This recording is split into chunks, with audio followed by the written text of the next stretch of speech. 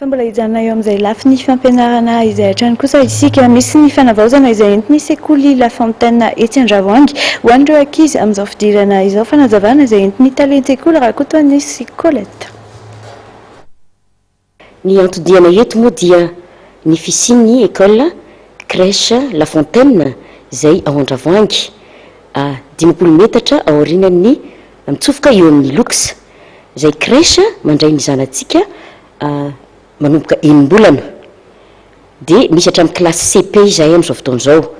Ny crèche école La Fontaine moa dia toerana malalaka, misy tokotany malalaka, azo ny rivotra tsara ary azo ny masoandro tsara, miaraka amin'ny mpitaiza izay efa matianina amin'izany fitaizana izany, ary toerana madio, milamina, mangina.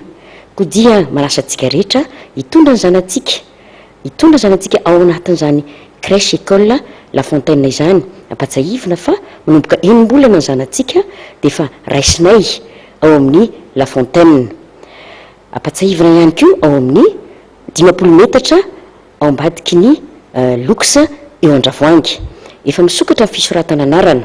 Mandray zaza izahay manomboka amin'ny 7 maraina hatramin'ny 10 nefany mbola afaka mifampiresaka ihany tsika amin'ny ora io fa tongava re tompoko vonona izahay andray ny zanakareo manomboka amin'ny 9 mbolana hatramin'ny CP.